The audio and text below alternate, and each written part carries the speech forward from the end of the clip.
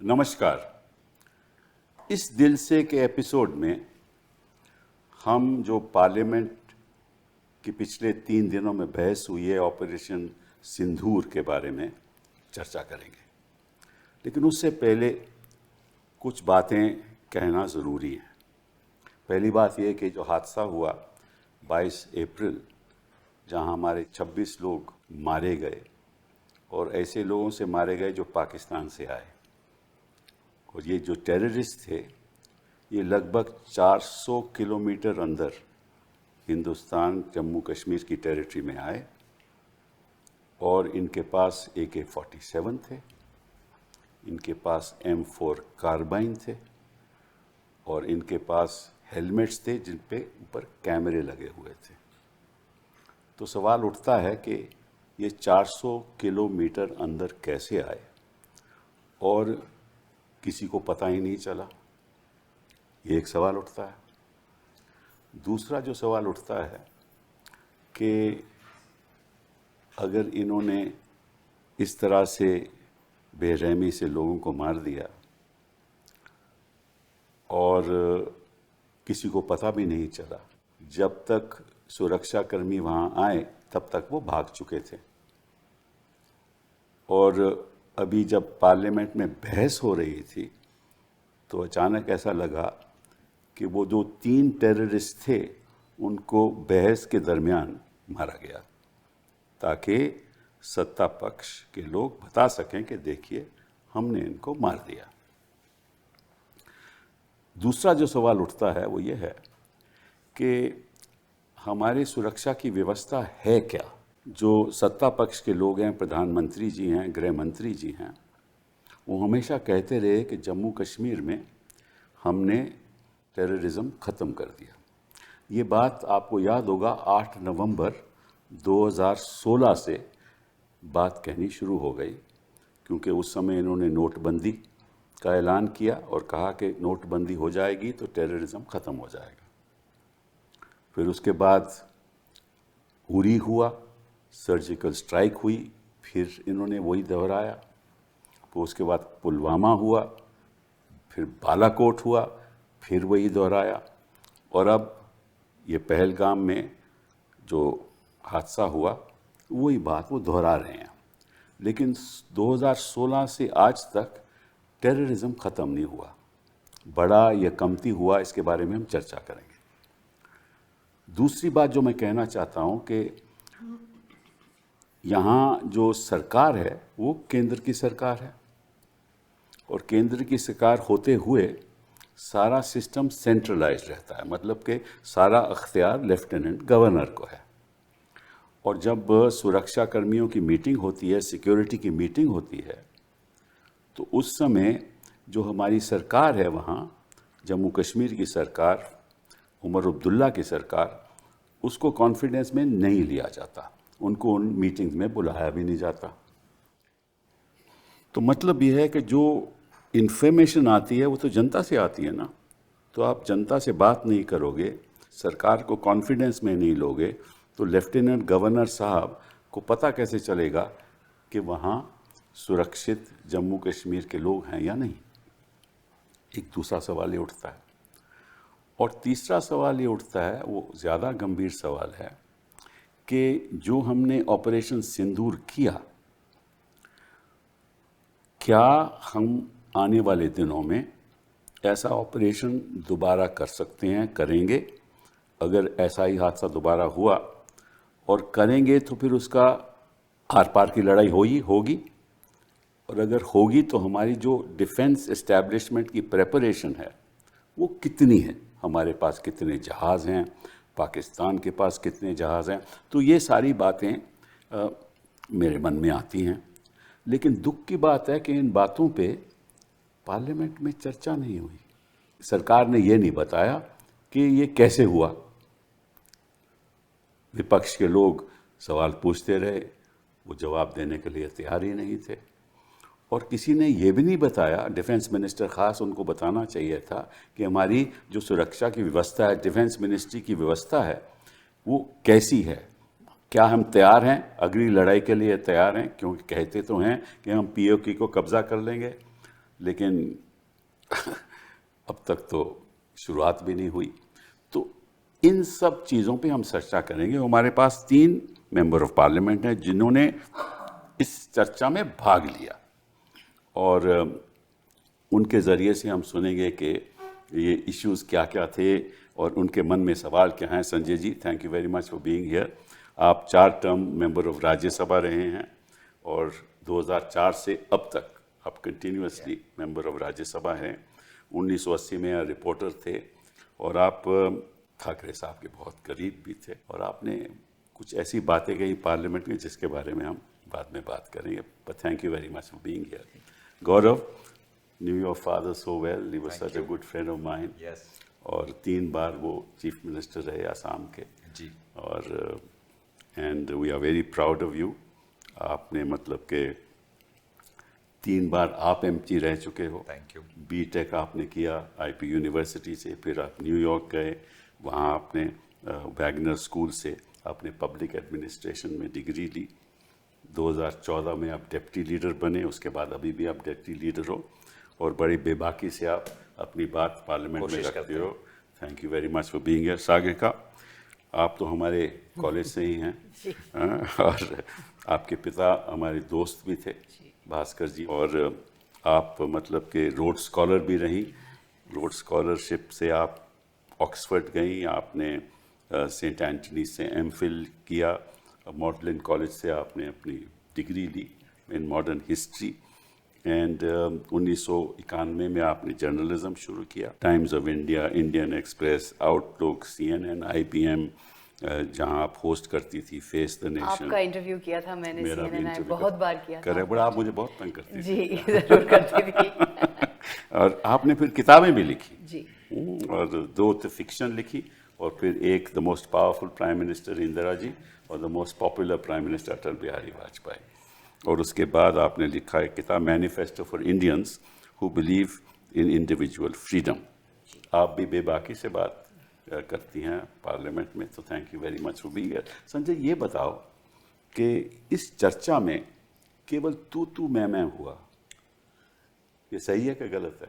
ये तो जब से देश में मोदी की सरकार आई है तब से पार्लियामेंट और डिबेट का महत्व कम कर दिया है, क्योंकि ये जो लोग हैं जिनके हाथ में इस देश की पार्लियामेंट की विधानसभा की सत्ता है, वो डिबेट के माध्यम से, डेमोक्रेसी के माध्यम से लोगों को बताना नहीं चाहते कि क्या हो रहा है और क्या होने जा रहा है।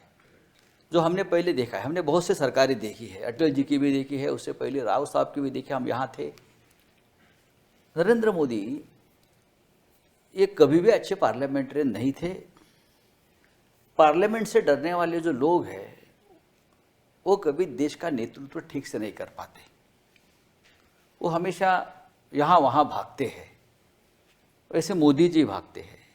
देखो, पार्लियामेंट में बैठे रहते लेकिन हाउस में नहीं आते या विदेश में रहते हैं, बड़े बिजी रहते हैं, बहुत बिजी है। वो ऐसे ऐसे देश निकालते हैं ढूंढकर और वहाँ जाकर बड़ी बड़ी बात मेडल्स लेकर आते हैं वहाँ से। देखिए, ये हम बार बार ऑपरेशन सिंदूर या पहलगाम के बाद हम बोल रहे थे सब लोग कि हम आपके साथ हैं, पूरा देश आपके साथ है, विपक्ष आपके साथ है, आप जो एक्शन करना है आप कर लीजिए, लेकिन एक दिन का तो आप स्पेशल सेशन लेकर हमसे बात करिए, हमारे भी कुछ सुझाव हो सकते हैं। ये देश की बात है, ये बीजेपी की बात नहीं है या आपके मन की बात नहीं है, ये राष्ट्र की बात है। लेकिन वो माने नहीं। अब 3 महीने के बाद, बहुत संघर्ष करने के बाद हमको ये सहजता से टाइम नहीं मिला है। 2 दिन हमको हाउस बंद करना पड़ा है, हमको संघर्ष करना पड़ा। फिर इतने राष्ट्रीय सुरक्षा का मुद्दे पर भी ये लोग हमको बात नहीं करने देते। और जब बातचीत शुरू हो गई तो आपने देखा होगा कि बातचीत इसलिए होती है ऐसे विषय पर कि हम जो विपक्ष है, सत्ता में जो मंत्री बैठे हैं, उसने कम बात करनी चाहिए। ऐसे मामले में विपक्ष जनता की आवाज़ है। असल में डेमोक्रेसी में विपक्ष जो होता है वही जनता की असली आवाज़ है। वो जनता के साथ रहते हैं, सत्ता में है वो आपकी बात बाद में रखो, लेकिन बार बार ऑपरेशन सिंदूर में बोलने नहीं दिया, हमको डिस्टर्ब किया गया। और कितने बोलते हैं सरकार के लोग। 4 मिनट आपको दिए गए, हमको 4 मिनट दिया, हमारी बात छोड़ दीजिए। प्रधानमंत्री 2 घंटे बोलते हैं, अमित शाह 2-2 घंटा नड्डा जवाब साहब देते भी हैं, 1 घंटा बोलते हैं। नड्डा साहब बोलेंगे, फिर विदेश मंत्री बोलेंगे। भाई पूरा आप जो डिबेट है, इम्पोर्टेंट डिबेट है, वो पूरा डिरेल कर लेते हैं। और बात क्या करते हैं पंडित नेहरू, हाँ, सरदार पटेल, 50 साल पहले क्या हो गया, 60 साल पहले क्या हो गया। अरे भाई आज क्या वर्तमान में जियो। पहलगाम का अटैक अभी हुआ है, अभी ताज़ा है, लोगों का सिंदूर उजाड़ा है, लोगों का आक्रोश महिलाओं का अभी चल रहा है, उसके ऊपर कोई बात नहीं किया। देखिए प्रधानमंत्री ने कुछ बात किया उधर, नहीं किया। किसी का नाम लिया, हाँ जो मर गए नाम लिया। प्रियंका गांधी जब वो लिस्ट पढ़ रही थी, हाँ वो दुर्भाग्यपूर्ण लोगों की, तो वहाँ से हिंदू हिंदू हिंदू हिंदू, ये कोई बात है? कोई गंभीरता से नहीं लेंगे ये लोग इस प्रकार की बातें भी। यहाँ भी आप धर्म की बात करेंगे। ऑपरेशन सिंदूर, देखिए अगर हम कुछ बोलेंगे हिंदू विरोधी है, ये राष्ट्र विरोधी है। Operation Sindoor, operation Mahadev, operation Ganga, operation Yamuna, operation Saraswati, आप सैन्य के अभियान में भी धर्म लाते हो, तो हमारे सैन्य का इनकरेजमेंट कैसा होगा? उससे पहले हमने देखा है ना ऑपरेशन ब्लू स्टार, ऑपरेशन पराक्रम, ऑपरेशन विजय, ऑपरेशन पोलो, ये नाम हमने हमारे देश में देखे हैं।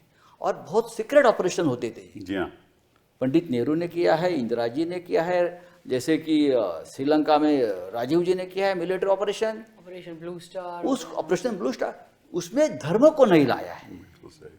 उसमें स्ट्रेट मिलिट्री को, आर्म फोर्स को सीधा कहा है कि आप कर लो, हम आपके साथ है। यहाँ तो प्रधानमंत्री का हस्तक्षेप पूरा रहा, फिर गृह मंत्री का हस्तक्षेप रहेगा, कैसा चलेगा ये?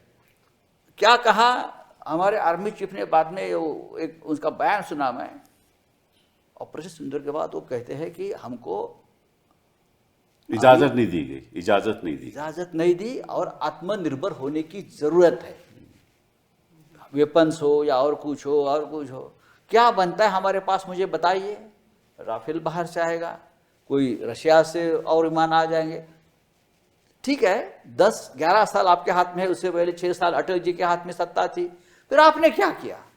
आप पंडित नेहरू की बात अभी करते हो। मैं तो कल बोला कि पंडित नेहरू अगर सरदार पटेल अगर प्रधानमंत्री सचमुच बनते तो बनना चाहिए था 1 महीने के लिए। सबसे पहले सरदार पटेल ने आरएसएस के ऊपर जो प्रतिबंध लगाया था वो जीवन भर लगाते थे ये लोगों के ऊपर। आप तो इतिहास की बात आपने भी शुरू कर दी। क्या? नहीं, बार बार जो कहते हैं ना, और आज जो हमारे सामने बैठे हैं सत्ता पे वो दिखते नहीं। ये पंडित नेहरू की देन है, उनकी डेमोक्रेटिक जो विजन थी, इसके लिए तो सामने ये लोग बैठे हैं, नहीं तो ये खत्म हो जाते हैं। गौरव जी ये बताइए कि 400 किलोमीटर कोई अंदर आ जाए तो सरकार की एक जिम्मेदारी बनती है कि देश को बताएं, पार्लियामेंट में कहें ये कैसे हुआ। चर्चा क्या हुई वहाँ? देखिए यही तो अफसोस की बात है कि जो बयान जो सत्ता पक्ष की तरफ से आए वो एक प्रकार से लोगों को पहले से ही पता था कि लोग आए, 26 लोगों की हत्या हुई, ऑपरेशन सिंदूर हुआ, डिप्लोमेटिक डेलीगेशंस बाहर गए, तो लोग इस चर्चा का बेसब्री से इंतजार कर रहे थे कि कुछ नया कुछ जानेंगे, सरकार अपने तरफ से कुछ नया पहल लेगी। और 2 चीज़ें यहाँ पे बहुत साफ साफ निकलना चाहिए था। सबसे पहले क्योंकि हाल में ही पहली बार सरकार के तरफ से उन्होंने कबूल किया कि हाँ हमारी चूक हुई। ये जो बात कुछ हफ्ते पहले लेफ्टिनेंट गवर्नर मनोज सिन्हा जी ने कहा वो तो बहुत पहले ही शुरुआत में कह देना चाहिए था। आज इतने दिन बाद जब उनका टर्म अगस्त के पहले हफ्ते में खत्म होने वाला है, अब जाके वो कबूल करते हैं कि हाँ हमसे चूक हुई। चलिए पहली बार सरकार की तरफ से आया, लेकिन वो एक यूनियन टेरिटरी है। जम्मू कश्मीर जैसा सेंसिटिव जोन की सुरक्षा की जिम्मेवारी उनके हाथों में नहीं, वो सीधा सीधा होम मिनिस्टर और नेशनल सिक्योरिटी एडवाइजर के दायरे में पड़ता है। और पूरा 1-1.5 घंटे का भाषण दिया और गृह मंत्री ने एक बार भी नहीं कहा कि हमसे भूल हुई, हम देश के सामने क्षमा मांगते हैं।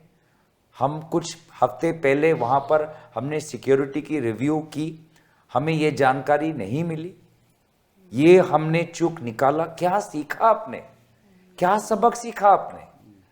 उल्टा अपने बड़े विस्तार से आपने ऑपरेशन महादेव की बात की कि किस प्रकार से रात में फॉरेंसिक निकाला, 3 साल के पुराने क्या चॉकलेट रैपर्स मिले या बहुत पुराने चॉकलेट रैपर्स मिले, वोटर आईडी कार्ड अभी भी उन लोगों के पास है, ये भी उनको आपने निकाला।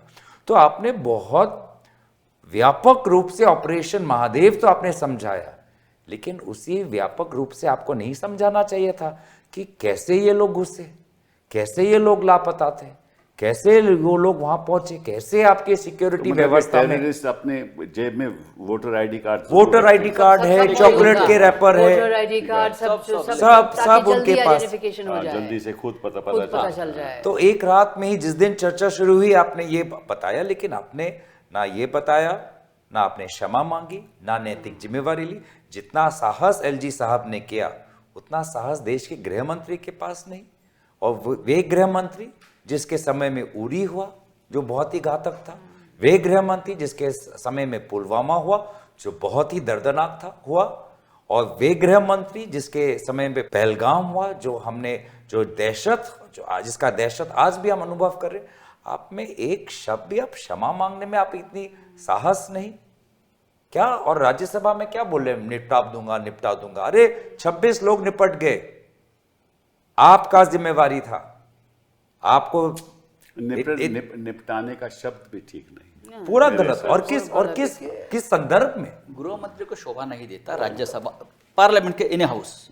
तो ये बहुत। और दूसरी बात जो मुझे लगा, जिस बात का थोड़ी विस्तार रूप से हमें चर्चा हमें करनी चाहिए थी, जो इस बात का जिक्र आज राहुल गांधी जी ने भी कहा, बहुत से विपक्षी दलों के नेताओं ने कहा कि इस बार युद्ध अलग था, युद्ध की परिभाषा अलग थी, इंफॉर्मेशन टेक्नोलॉजी, ड्रोन्स, और युद्ध किसी एक देश के साथ नहीं, युद्ध कई देशों के साथ हो रहा था। सामने हमें पाकिस्तान देख रहा था, लेकिन पाकिस्तान के सेना और वायुसेना के पीछे कई देश थे। चर्चा ही नहीं हुई इसके बारे में, बिल्कुल नहीं। तो विपक्ष में नहीं ये बात रखी, विपक्ष में भी नहीं ये बात। विपक्ष ने जहां जहां देखिए समय जहां 20 मिनट 25 मिनट मिले, बहुत से एटलीस्ट लोकसभा में कई सांसदों ने ये बात रखा कि इस बार हमारी लड़ाई पाकिस्तान के साथ नहीं, इस बार पाकिस्तान के पीछे चाइना था। इस बात का साफ साफ जिक्र अखिलेश जी ने भी कहा, इस बात का साफ साफ जिक्र हमारे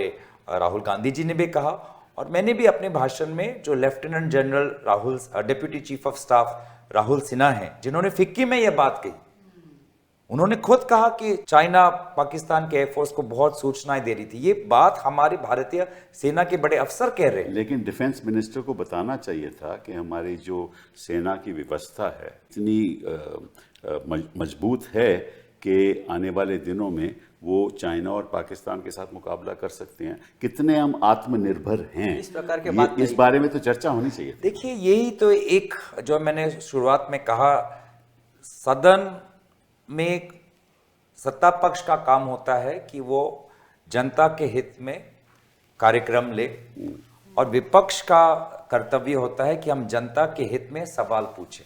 सवाल पूछना हमारा कर्तव्य है, लेकिन जब सवाल पूछते तो हम पाकिस्तानी बन जाते हैं, हम एंटी नेशनल बन जाते हैं। जब हम विपक्ष का ही कर्तव्य निभा रहे, उसी संवैधानिक कर्तव्य का हम निभा रहे हैं जो जिसका संविधान का निर्माता डॉक्टर बाबा साहब अम्बेडकर थे, तो कहीं ना कहीं मुझे समझ नहीं आता कि ये सरकार सवालों से इतना डरती क्यों है, उत्तर देने में इतना हिचकिचाती क्यों है।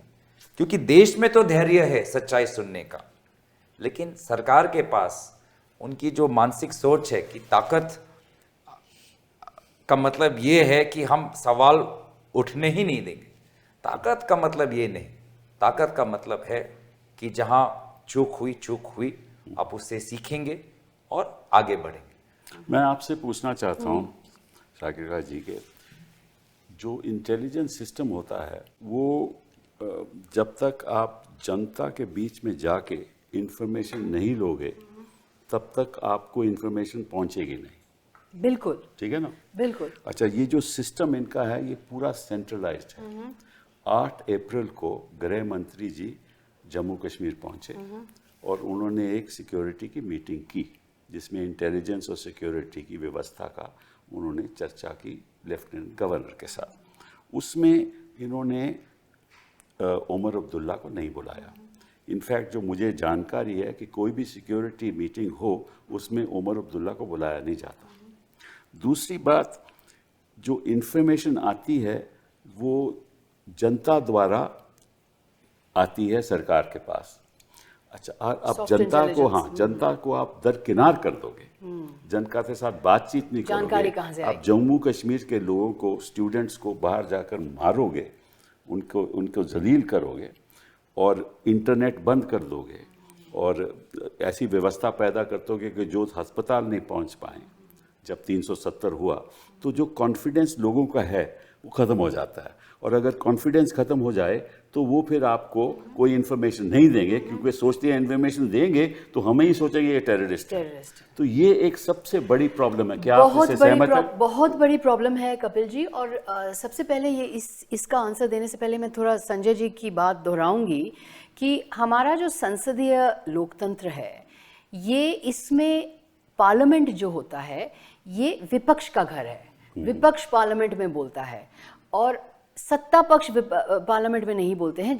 जहां तक मैं समझती हूं कि संसदीय लोकतंत्र का ये मतलब है, क्योंकि सत्ता पक्ष जवाब देता है, क्योंकि विपक्ष का कोई एग्जीक्यूटिव रोल नहीं होता है संसदीय लोकतंत्र में। विपक्ष पार्लियामेंट में काम करता है, पर विपक्ष की आवाज ही दबाई दी जाती है।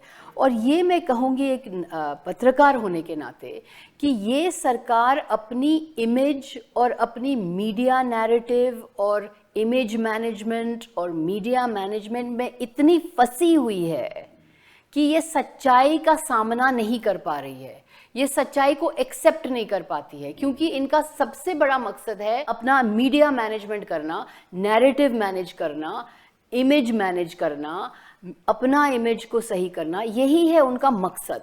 तो इसीलिए वो जो असलियत है, जो सच्चाई है, इसका सामना नहीं कर पाते हैं और ये एक ग्रैंड डिल्यूजन में रहते हैं, क्योंकि हर टाइम इनको अपना इमेज बनाना है। जैसे आपने कहा कि देखिए, अगर आपने कश्मीर से स्टेटहुड छीन लिया है, अगर अब कश्मीर एक केंद्र शासित इलाका है, तो आपकी जिम्मेदारी है कि वहाँ का कानून व्यवस्था, क्योंकि आप संभालते हैं, आप वहाँ का सरकार से आप मिलिए, बातचीत कीजिए, लोग मतलब कोऑर्डिनेशन कीजिए।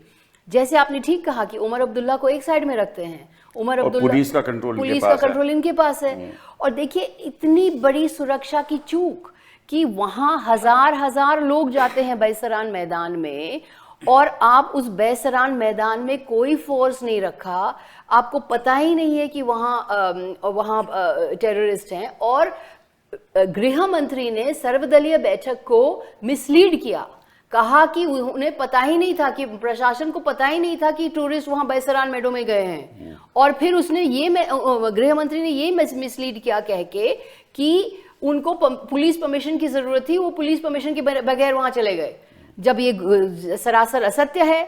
कभी पुलिस परमिशन की जरूरत नहीं है बैसरान मैदान में जाने के लिए।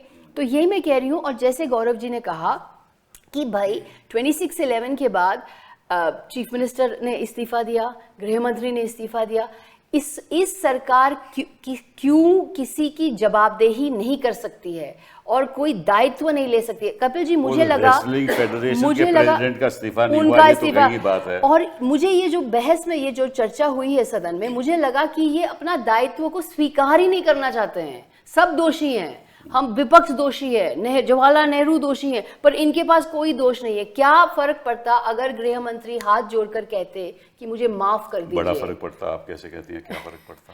नहीं, क्या उनको क्या मतलब नुकसान होता? Sorry, wrong word. उनको क्या नुकसान होता कि वो मैं माफी मांगता हूँ, मुझे माफ कर दीजिए, ये इतनी बड़ी चूक हुई है हमसे? नहीं कर सकते हैं, क्योंकि उनका सबसे बड़ा प्रॉब्लम है इमेज मैनेजमेंट। ये इमेज मैनेजमेंट में इतने फंसे हुए हैं कि वो माफी नहीं मांग सकते हैं, वो स्वीकार नहीं कर सकते हैं और जिम्मेदारी नहीं ले सकते। मैं थोड़ा इससे अलग से आपको थोड़े आंकड़े बताता हूँ आप सबको कि 2014 में हमारी सरकार गई उस समय जो टोटल डेथ्स मृत्यु हुई सिविलियंस की और सुरक्षा कर्मियों की वो 189 थी। 2016 में ये बढ़ के 257 हो गई, 357 हो गई 2017 में। 2018 में 452 हो गई, 2019 में 283, 2020 में 321, 2021 में 254। मतलब कि 2014 के बाद टेररिज्म बढ़ा और 2019 के बाद और बढ़ा।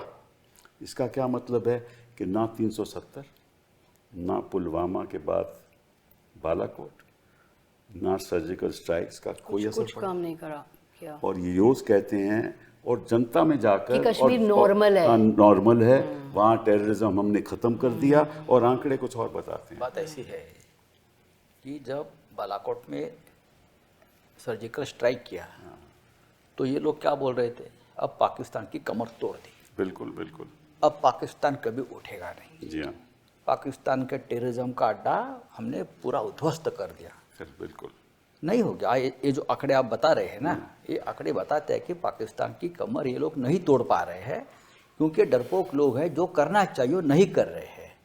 दूसरी बात है कि जैसे कि लेफ्टिनेंट गवर्नर मनोज सिन्हा जी ने कहा कि हमारी चूक हो गई, उससे पहले पुलवामा के बाद सत्यपाल मलिक ने क्या कहा था, यही कहा था ना कि सिक्योरिटी में चूक हो गई है। ये लोगों ने क्या किया, 40 हमारे जवान मारे गए।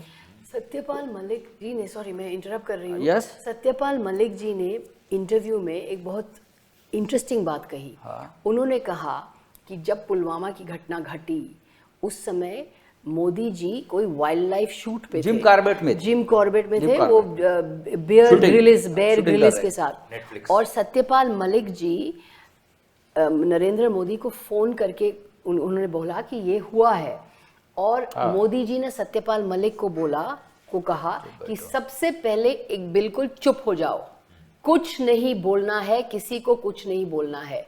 तो ये उनका डिफॉल्ट रिएक्शन होता है कि जो भी होगा चुप हो जाओ, मीडिया को मैनेज कर लो, चुप हो जाओ, कुछ नहीं बोलो। शंकर जी भी इसीलिए चुप हैं। हाँ शायद उनका भी मुंह बंद करके रखा है ना, ये क्योंकि उनका ये रिएक्शन होता है कि कुछ भी हो हम कुछ बोले, हमें कुछ उनकी नहीं बोलेंगे। डेमोक्रेसी यही है कि सामने वाला का मुंह बंद करो। मुंह बंद करके जब मुंह भी बंद करके- राष्ट्र पर कोई संकट आता है तो सबसे पहले सन्नाटा सन्नाटा बंद करो, सन्नाटा, कोई बात नहीं करेगा, कोई नहीं बोलेगा।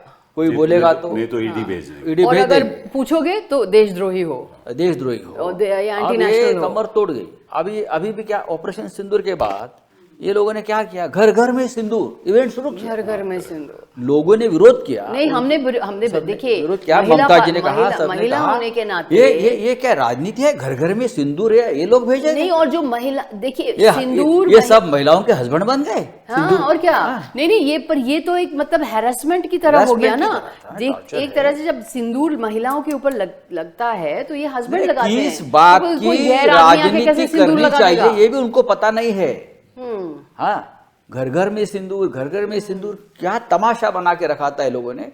ये दबाव में, फिर लोगों कहता है, के मेरी दबाव नस में सिंदूर है। हाँ। नस में सिंदूर है। वो सिंदूर मैंने अपने सिंदूर बयान में एक कहा, खून में सिंदूर जाता है तो जहर होता है उसका।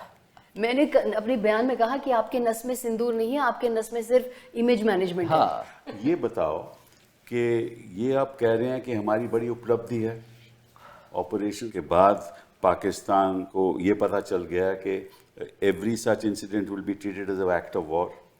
ये कहा ना उन्होंने। हाँ जी। लेकिन ये बयान इन्होंने पार्लियामेंट में नहीं कहा, उस समय कहा था। लेकिन ये अपनी उपलब्धि क्या मानते, क्या उपलब्धि है इनकी आपके हिसाब से?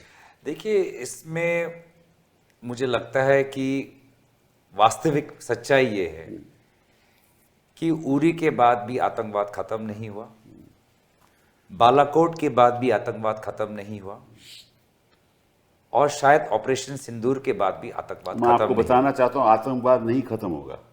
और वो खुद कह रहे हैं, क्योंकि उन्होंने खुद अपने शब्दों में कहा कि इसके पश्चात अगला जो होगा, तो वो खुद उन्होंने स्वीकार किया कि ये भी हमने आतंकवाद को पाकिस्तान से जो आतंकवाद उभरता है उसको हमने ऑपरेशन सिंदूर के द्वारा खत्म नहीं किया, तो ऑपरेशन सिंदूर का मकसद क्या था फिर?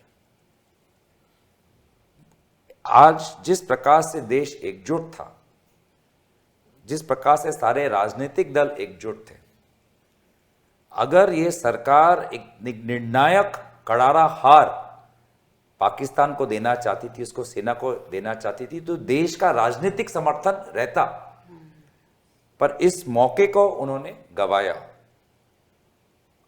युद्ध विराम उन्होंने घोषित की। किस मकसद से?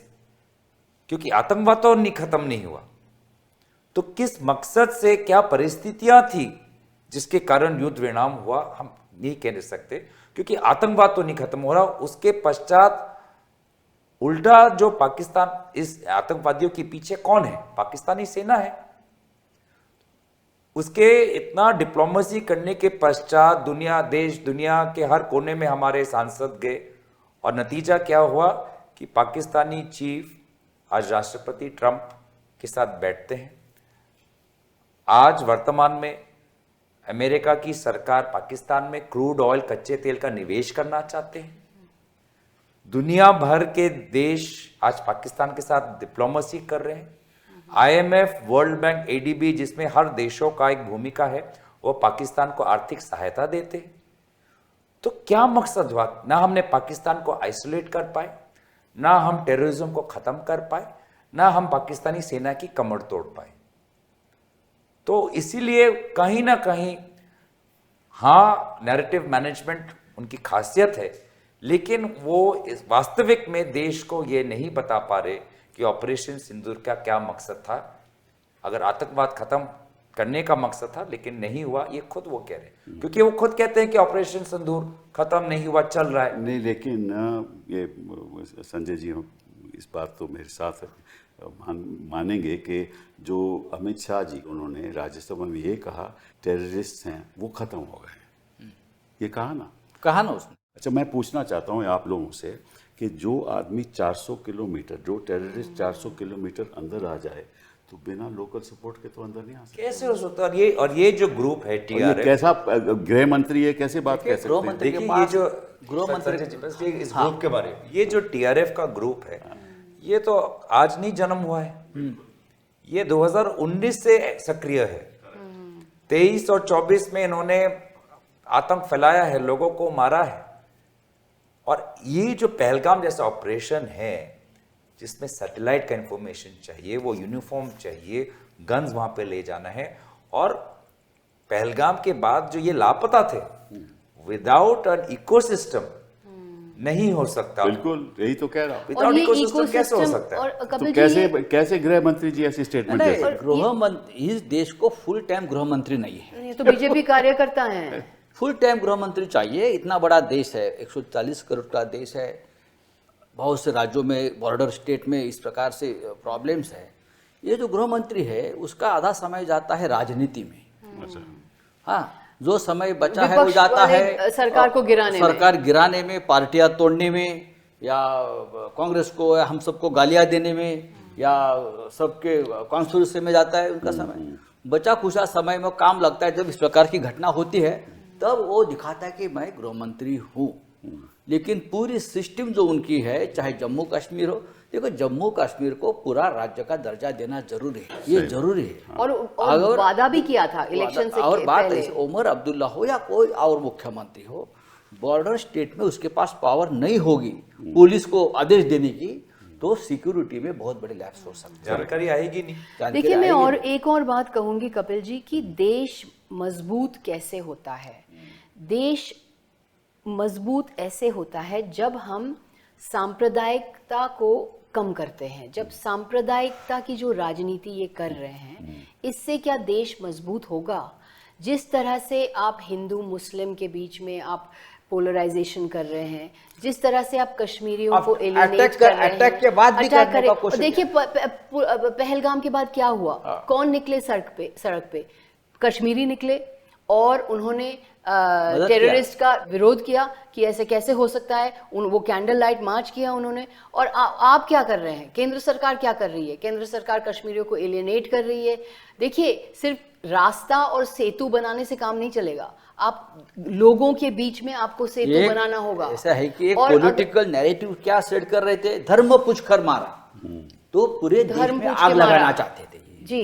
धर्म पूछ कर मारा, धर्म पूछ कर मारा। देखिए, ऐसा नहीं हुआ है, नहीं हुआ है ऐसा। मैं बहुत से जो पीड़ित है उनसे, महाराष्ट्र के है, बाहर है, मैंने बात किया, ऐसा नहीं हुआ है। लेकिन ये लोगों ने धर्म पूछ कर मारा, हिंदू है क्या पूछा। और जो लोग मारे गए उनके परिवार के सज्जनों ने नहीं इस नैरेटिव ऐसा को नहीं किया। नकारा। जैसे हिमांशी नरवाल को जिस तरह से टारगेट किया कि उन्होंने। हमें इस हिंदू मुस्लिम झगड़े में नहीं पड़ना। बहुत से पर्यटक जो उन दिनों में जम्मू कश्मीर से निकले, उन्होंने कहा कि स्थानीय कश्मीरियों ने हमारी मदद की। जब कैमरामैन जाता है, कोई पत्रकार जाता है अपने चैनल के एजेंडे के साथ ऐसे कुछ लीडिंग सवाल पूछते हुए, तो वो खुद बोलते हैं कि नहीं, ये साथ हमारे भाई हैं। तो मुझे बहुत गर्व हुआ कि ऐसी राजनीतिक परिस्थितियों में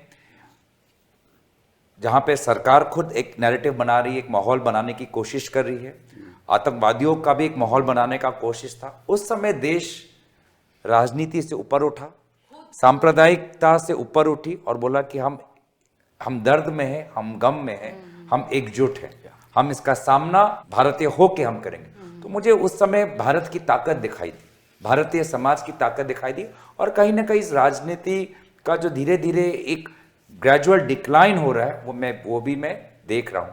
हाँ, मैं बस एक और विफलता इस गृह मंत्री का जोड़ना चाहता हूं, उरी, बालाकोट, पहलगाम और मणिपुर। दो बॉर्डर स्टेट जहां पे आपने पूरी तरीके से उस स्टेट की जो एकदम संतुलन खराब कर दिया है। प्रधानमंत्री जी आज तक नहीं गए, ना गए ना।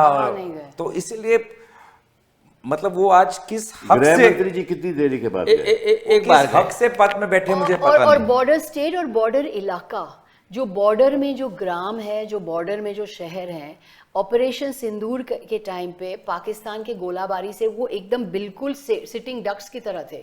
उनको ना इवैक्यूएट किया गया, उनको ना कुछ साधन दिया गया, उनको वहां से निकाला नहीं, उनको वहां से हटाया नहीं, वहां कोई अस्पताल नहीं। और वहां सारे सांप्रदाय के लोग मरे हैं, सारे सांप्रदाय के लोग मरे हैं। जितने, देखिए, हर जीवन अमूल्य है, पहलगाम में या बॉर्डर में, और पूंछ में, रजौरी में, उरी में, आप तो गई थी कितने, पूंछ? मैं गई थी, हमने खुद देखा है। छोटे छोटे बच्चे घायल हैं, जो बुजुर्ग हैं वो घायल हैं। तो आपने बॉर्डर उनके एरिया बारे में भी इन्होंने कुछ नहीं कुछ बताया। नहीं बताया, और कोई सुविधाएं भी नहीं थी उनके पास, कुछ सुविधाएं नहीं थी। और और ये लोगों की बेसहारे थे, मृत्यु हुई। अकेले थे। वहाँ 18 लोग मरे हैं एम्बुलेंस नहीं थी में, और 88 लोग घायल हो गए हैं। तो हमने ये पूछ रहे थे कि भाई प्रधानमंत्री थोड़ा बॉर्डर विलेज तो देख के आइए, गृह मंत्री बॉर्डर विलेज तो देख के आइए।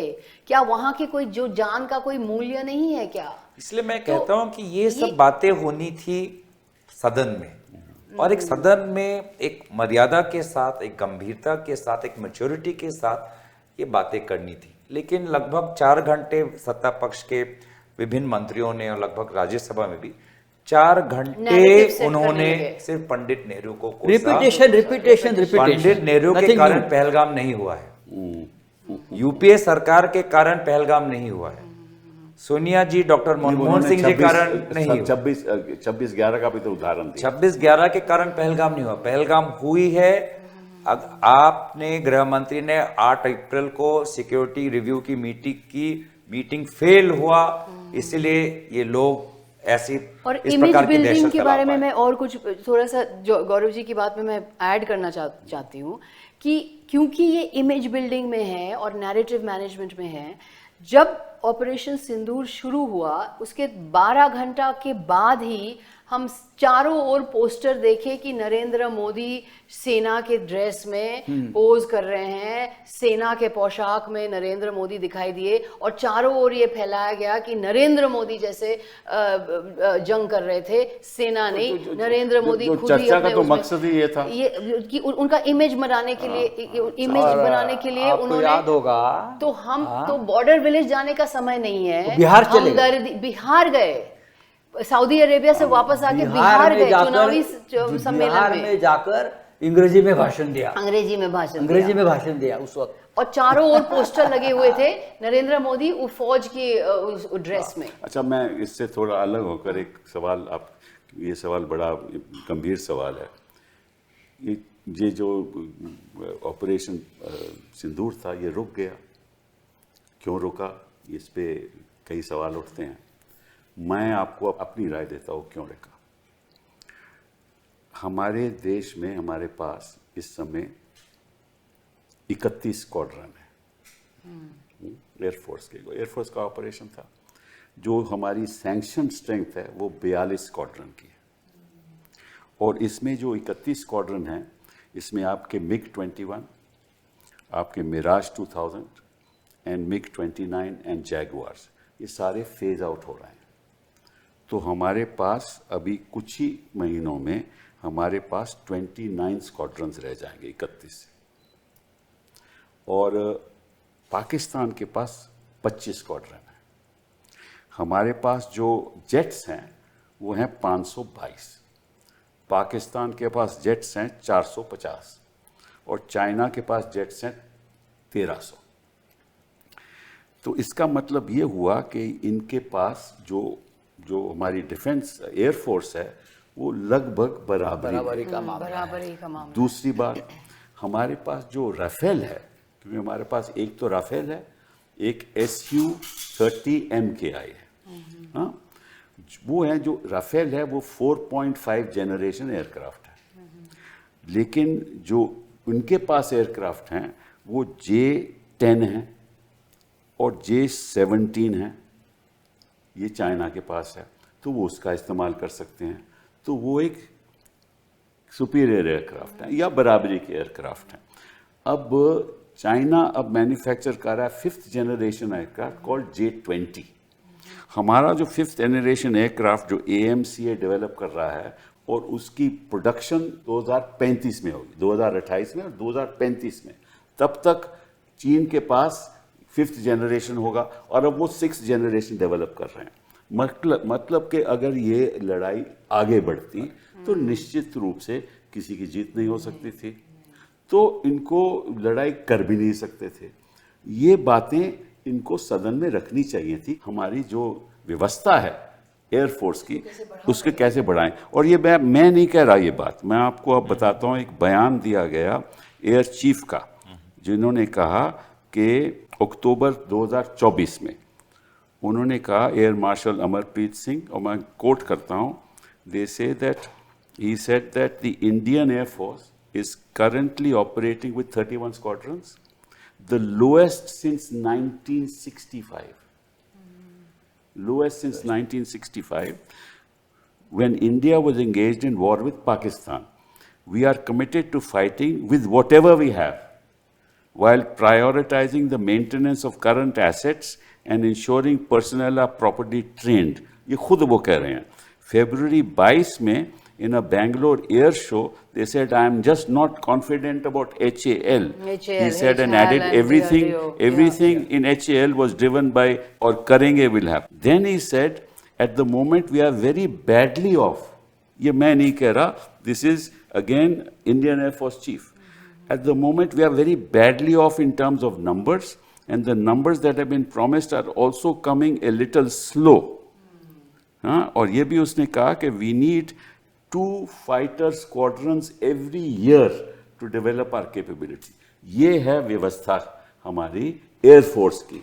ये बातें कभी सदन में बताई नहीं जाती। समस्या ये है कि अगर हम ये सवाल जो हमारे ही सेना और वायुसेना के बड़े अफसर कह रहे हैं, तो सवाल जबकि जायज है, सवाल का आधार है, सवाल सेना और वायुसेना कर रही है, सवाल उनके ही हित में है, राष्ट्रीय सुरक्षा के हित में है, सीमा सुरक्षा के हित में है, लेकिन सवाल को एंटी नेशनल का दर्जा देकर नहीं, ऐसे कैसे?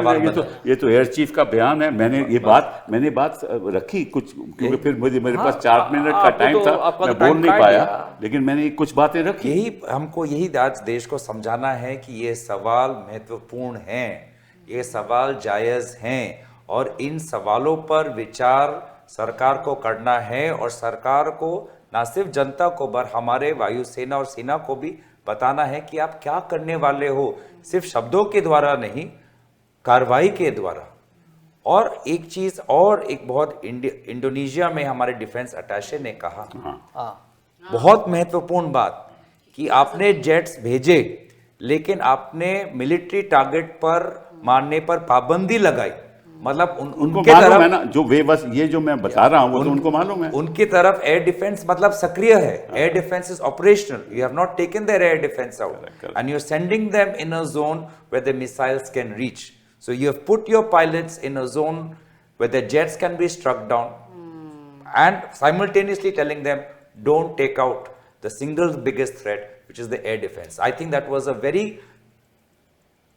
powerful and very important restriction that the political leadership placed on the Air Force. I given you the reason for it. Yeah. मैं जो No, and you know the defense expert Praveen Swami, I don't know if you've been yeah, following yeah. Sony, I beg Sony, your pardon, Sony.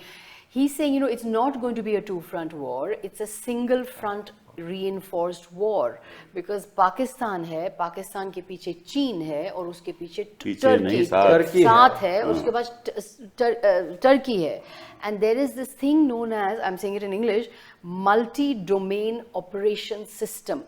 मतलब पूरा system बना हुआ है, electronic, military, aviation, naval, satellite, under sea cables, internet, ये पूरा link हुआ है।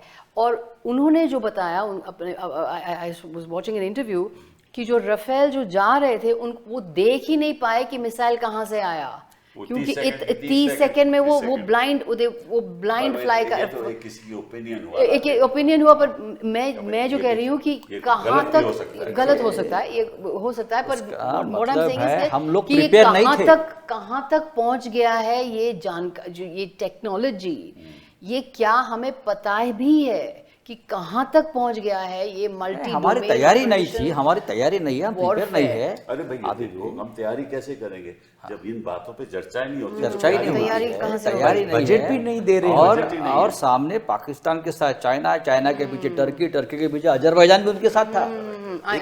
Azerbaijan ऐसा एक सिस्टम बना था उनका पहले से, और हमारे पास उसकी जानकारी नहीं है, कोई तैयारी नहीं है, हमारे साथ कोई देश खड़ा नहीं है। अगर हमारे किसी ने पाकिस्तान को कभी कंडेम ही नहीं किया, नहीं कंडेम किया, अगर हमारे एक भी देश हमारे समर्थन में उस तरह से नहीं आया, एक ही नेबरिंग कंट्री हमारे साथ नहीं, हाँ, और हमने डेलीगेशन कहाँ भेजे, नेबरिंग कंट्री में नहीं भेजे है ना, हमको डेलीगेशन चाइना में भेजना चाहिए। भाई ये ऐसी बात है, आप ये मत करो, हमको डेलीगेशन म्यांमार में भेजना चाहिए, नेपाल में भी भेजना चाहिए, जो बॉर्डरिंग नेशन है, कंट्रीज है, सबसे पहले हमको वहां जाकर उनसे बात करनी चाहिए। देखिए, और जो लोग पाकिस्तान के साथ जो कंट्रीज खड़ी है, अब खड़ी रहे, उनके वहां सबसे पहले हमको जाना चाहिए कि भाई ये है, आप सिचुएशन ये है।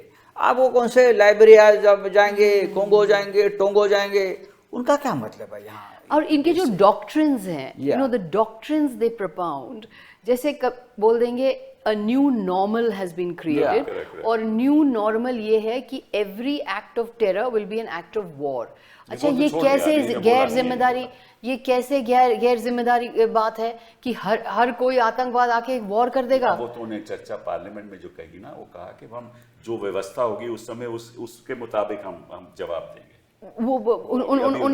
अभी उन्होंने कहा, पर ये जो पहले बयान आया था कि ये you know every will be an act of war, फिर उन्होंने कहा कि इस तरह से ये जिस तरह से ये ऑल पार्टी डेलीगेशन, जैसे संजय जी ने बता रहे थे, ऑल पार्टी ग्रुप्स को भेजे, तो इससे पहले ऑल पार्टी चर्चा क्यों नहीं होती है? Why don't you take all parties in confidence? What is the point of sending all parties and delegations abroad when you don't take the parties into confidence? So the देश आपने तय किया, delegation में कौन जाएगा, किस पार्टी का, वो भी आप तय करते हो। कंसेंसस बिल्डिंग हमारे कोई चर्चा नहीं होती, चर्चा ही नहीं होती है। आप ना तो चर्चा करते हो हमसे, डिफेंस विभाग पे ही वो चर्चा नहीं चाहते। पिछले बार बजट सेशन जब हुआ था, हमने मिनिस्ट्री ऑफ डिफेंस पर चर्चा मांगी, डिमांड फॉर ग्रांट्स पे हम चाहते थे कि डिफेंस को लेके एक चर्चा हो, ताकि ये जो बातें हैं, जो हमारे जनरल, हमारे एयर मार्शल, मुझे लगता नहीं है कि आज हमारे एयर मार्शल्स और जनरल्स बहुत खुशी है, क्योंकि उनको भी पता है कि कितने कंस्ट्रेंट में है, कितने पाबंदी में है, कितने रिस्ट्रिक्शन में है, कि वो खुद देख रहे हैं उनका स्टॉक धीरे धीरे पुराना हो रहा है, उनको अपग्रेड करना है, उनको खरीदना है जल्दबाजी, तो उन्हीं का पैसा भी नहीं है। तो इसीलिए बजट में तो हम ये बात चर्चा चाहते थे। हर्ज क्या है, अगर 5 प्लेन या 4 प्लेन गिरे हैं, अगर राफेल वो मैं बात जान नहीं रहा, तो मैं क्या बोल रहा हूँ मतलब कि व्हाई नॉट बजट कोई नहीं गिरा, कोई नहीं गिरा, हम तो चाहते हैं, प्रॉब्लम क्या है बताने में कि क्या हुआ क्या मैं नहीं बात हुआ। पुरानी कर रहा हूँ कि इन सब के लिए जो पैसा चाहिए अपग्रेड करने के लिए, मॉडर्नाइज करने के लिए, वो हम बजट में जब हम चर्चा की मांग कर रहे थे कि डिफेंस मंत्रालय पे चर्चा हो, उस चर्चा से भाग रहे थे ये। और आज हमको पता है कि जब पीछे से चाइना एक प्रॉक्सी वॉर कह सकते हो, और चाइना आज के तारीख में एक मस्कुलर अप्रोच ले रहा है, वो ऑस्ट्रेलिया से भिड़ रहा है, वो अमेरिका से भिड़ रहा है, जापान से भिड़ रहा है, तो कल को जाके हमारे एरिया में भिड़ेगा ही। तो इसीलिए जब हमारी सेना, वायुसेना, नौसेना चीन के मुताबिक हमारी संख्या कम है, तो आज के तारीख में तो डिफेंस विभाग में और हमें निवेश करना है और खर्च करना है, पर हम 3% अपना जीडीपी भी नहीं खर्च करते, और ये हमें आंकड़े दिखाते हैं कि आपका टोटल जो पैसे है, स्वीकार करने के लिए भी तैयार नहीं है कि हमारे पास उतना टेक्नोलॉजी नहीं है। अब पैसा खर्च करो, तो आत्मनिर्भर हो गए, आत्मनिर्भर हो गए तो स्वीकार भी नहीं कर गौरव, रहे। उल्टा पैसे बचाने के लिए उन्होंने अग्निवीर जैसा एक कॉन्ट्रेक्चुअल फोर्स खरीद कर चर्चा है गौरव जी, वो अलग चर्चा है। गौरव देखो, ये तो पार्लियामेंट की बात, स्टैंडिंग कमेटी में भी चर्चा नहीं होती डिफेंस में। ये जो आप जो बात करें वहाँ तो होनी चाहिए। स्टैंडिंग कमेटी में जब ऐसे विषय आते हैं तो तुरंत चर्चा रोक देते हैं। स्टैंडिंग कमेटी में चर्चा नहीं हो रही है डिफेंस के बारे में, इन्फॉर्मेशन देना ही नहीं चाहते ना। देना, सन्नाटा, हर चीज में सन्नाटा। जिस प्रोफेशन से आप बिलोंग करते हैं, जरा उसके बारे में बात की जाए प्लीज प्लीज। ये जो आपकी जो मीडिया है, इसने तो कमाल कर दिया, कमाल कर कराची दिया, में कमाल कर ये दिया। जरा बताइए कि इसके देखिए, बारे में। सत्यमेव जयते है हमारा राष्ट्रीय वाक्य, और मैं समझती हूँ कि मीडिया ने सत्यमेव जयते को ख़त्म कर दिया है, क्योंकि जिस तरह से फेक न्यूज़ फैलाए जा रहे हैं, जिस तरह से फॉल्स न्यूज़ फैलाए जा रहे हैं, जिस तरह से मीडिया को मैनेज किया जा रहा है, जो आप कर रहे हैं यहाँ, ये जो चर्चा हम कर रहे हैं, ये तो मीडिया में होनी चाहिए ना। इस तरह की चर्चा मीडिया में होनी चाहिए। इसी पे आपसे सवाल पूछना चाहता हूं। और मीडिया में तो ये चर्चा होती ही नहीं है। ये दो तो ये मीडिया में चर्चा होती नहीं। मैं तो कहती हूँ कि मीडिया है तो मोदी है। नहीं, मैं आपने मीडिया, मेन स्ट्रीम मीडिया है तो मोदी है, क्योंकि अगर मीडिया अपना काम करती ठीक तरह से, अपना काम जैसे वो आपसे सवाल करते हैं। सवाल मैं पूछना चाहता हूँ कि आपने कहा, मैं जेन्युइन सवाल, आपने कहा मीडिया मैनेज होती है, और हमें भी पता है कि मीडिया को व्हाट्सएप में ये ट्वीट देते हैं, और हर वो ट्वीट सुबह ट्वीट जाते हैं, बिना कोई एक अक्षर, कॉमा, प्रोनाउंसिएशन कुछ भी बिना बदले वो ट्वीट कर, और मीडिया आपके मैनेज होती।